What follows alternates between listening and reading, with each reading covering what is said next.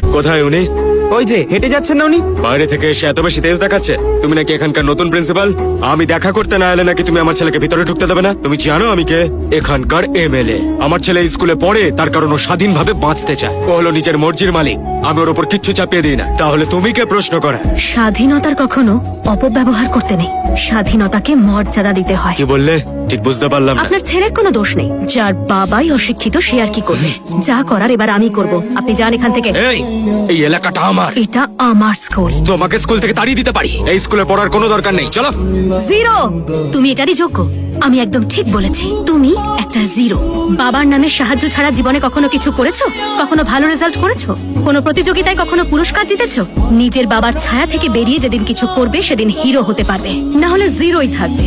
সাহস থাকলে নিজেকে প্রমাণ করে দেখাও। যেদিন প্রমাণ করতে পারবে তোমার নিজেরই গর্ব হবে। আর যদি কিছু করতে না পারো তাহলে এক্ষুনি বেরিয়ে যাও।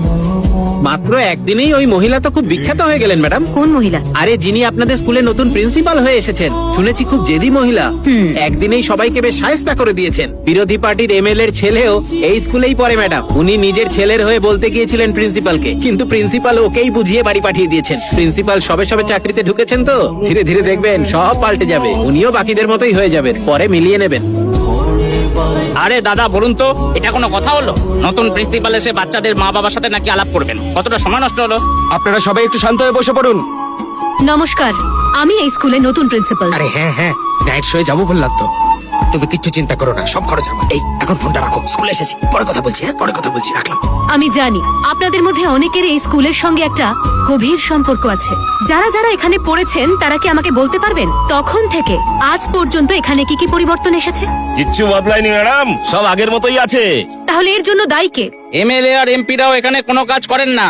আর কেউ বলবেন? এখানকার অফিসাররা এখানকার সমস্যার কথা অপর মহলে জানান না ম্যাডাম। এগুলো ছাড়া এখানকার সরকার আর প্রশাসন কিছুই করে না ম্যাডাম। আপনারা কি করেছেন? যে স্কুলে আপনারা পড়াশোনা করেছেন তার জন্য আপনারা কি করেছেন?